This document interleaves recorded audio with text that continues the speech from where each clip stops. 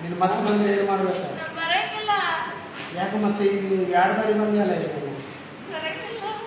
ಯಾಕೆ ಬರಂಗಿಲ್ಲ? ನೀ ಬರ್ಬೇಕಾ? ನಮಗೂ ಮಜಾ ಇರ್ತದೆ, ನೀವು ಬರ್ಬೇಕು. ಹಾಂ ನಮಗೂ ಕೆಲಸ ಇಲ್ಲ, ಈಗ ಒಂದು 3-4 ದಿವಸ ಆಗೈತೆ. ನೀವು ಬಂದರೆ ನಮಗೂ ಮಜಾ ಇರ್ತೈತಿ. ಹಾಂ ಹೇಳ, ಯಾಕೆ ಬರಂಗಿಲ್ಲ? ಹೇಳು ಕಾರಣ. ಯಾಕೆ ಬರಂಗಿಲ್ಲ?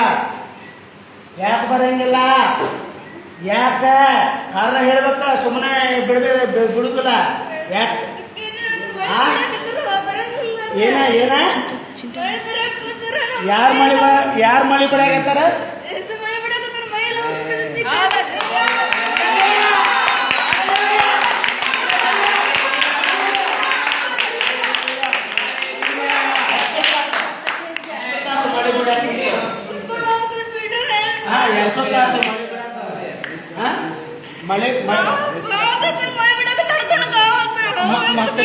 ಮತ್ತೆ ನೀನು ಆವಾಗ ಬಿಟ್ಟು ಹೋದ್ರೆ ಸುಮ್ಮನೆ ಹೋಗ್ತಿದ್ವಿ ಅಲ್ಲ. ಹಾಂ ನಮ್ಗೆ ಇನ್ನೂ ಭಾಳ ಟೈಮ್ ಐತೆ ಬಿಡ, ನಾವು ಸ್ವಲ್ಪ ಮಜಾ ಮಾಡ್ತೀವಿ ನಿನ್ನ ಜೊತೆ. ಹಾಂ ಏನ ಹಾಂ ನಾವು ಹಂಗೆ ಬಿಡ್ತೀವಿ. ನಮ್ಮನ್ನು ಕಾಡಿಸಿದ ಮೇಲೆ ನೆನ್ನೇನು ಕಾಡಿಸ್ಬೇಕಲ್ಲ ನೀವು. ಹಾಂ ಏಸು ರಕ್ತಕ್ಕೆ ಜಯ ಹೇಳ್ಬೇಕ, ಜೋರಾಗಿ ಹೇಳ್ಬೇಕ, ಜೋರಾಗಿ ಹೇಳ್ಬೇಕ. ಅವ್ರ ತೊಡ ಜೋರ.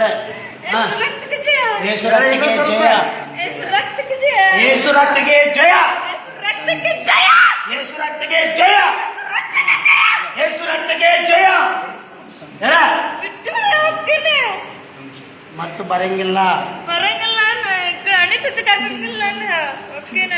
ಮತ್ತು ಬಂದ್ರೆ ಇಲ್ಲಿ ಚರ್ಚಿನ ಕಡೆ ಅಲ್ಲ, ಮನೆ ಕಡೆನೂ ಬರಬಾರ್ದು. ಮನೆ ಕಡೆನೂ ಬರಬಾರ್ದು.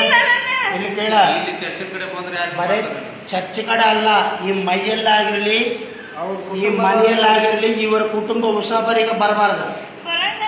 ಒಂದು ವೇಳೆ ಬಂದ್ರೆ ಬಂದ್ರೆ ಏನ್ ಮಾಡ್ಬೇಕು ಅದನ್ನ ಹೇಳ.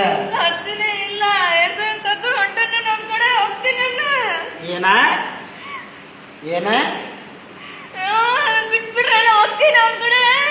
ಮತ್ತೆ ಯೇಸುವಿನ ನಾಮದಲ್ಲಿ ಬರಬಾರ್ದನೇನ? ಯೇಸುವಿನ ನಾಮದಲ್ಲಿ ಆಜ್ಞಾಪಿಸುತ್ತೇವೆ. ನಿನ್ನನ್ನು ಯೇಸುವಿನ ನಾಮದಲ್ಲಿ ಯೇಸುವಿನ ರಕ್ತದಿಂದ ಸುಟ್ಟು ಹಾಕುತ್ತೇವೆ. ಯೇಸುವಿನ ರಕ್ತದಿಂದ ಸುಟ್ಟು ಹಾಕುತ್ತೇವೆ. ಯೇಸುವಿನ ಬೆಂಕಿಯಲ್ಲಿ ಸುಟ್ಟು ಹಾಕುತ್ತೇವೆ. ಯೇಸುವಿನ ಪವಿತ್ರಾತ್ಮನ ಬೆಂಕಿಯಲ್ಲಿ ನನ್ನನ್ನು ಸುಟ್ಟು ಹಾಕುತ್ತೇವೆ. ಇಲ್ಲೇ ಆಗಿರ್ಲಿ, ಈ ಮೈಯಲ್ಲೇ ಆಗಿರ್ಲಿ, ಮನೆಯಲ್ಲೇ ಆಗಿರ್ಲಿ, ನಿನಗೆ ಎಲ್ಲೆಲ್ಲಿ ಬೇರಿದೆಯೋ ಪ್ರತಿಯೊಂದು ಬೇರನ್ನು ಯೇಸುವಿನ ನಾಮದಲ್ಲಿ ಕಿತ್ತು ಹೋಗಿಯುತ್ತ ನಿನ್ನನ್ನು ಈಗಲೇ ಸುಟ್ಟು ಹಾಕುತ್ತೇವೆ. ಯೇಸುವಿನ ನಾಮದಲ್ಲಿ ಸುಟ್ಟು ಹಾಕುತ್ತೇವೆ. ಈ ದೇಹವನ್ನು ಬಿಟ್ಟು ಹೋಗ. ಯೇಸುವಿನ ನಾಮದಲ್ಲಿ ನಾನು ಬಿಡಿಸ್ತಾ ಇದ್ದೀನಿ, ನೀನು ಬಿಟ್ಟು ಹೋಗ. ಯೇಸುವಿನ ನಾಮದಲ್ಲಿ ಆಜ್ಞಾಪಿಸುತ್ತೇನೆ, ಬಿಟ್ಟು ಹೋಗ. ಯೇಸುವಿನ ನಾಮದಲ್ಲಿ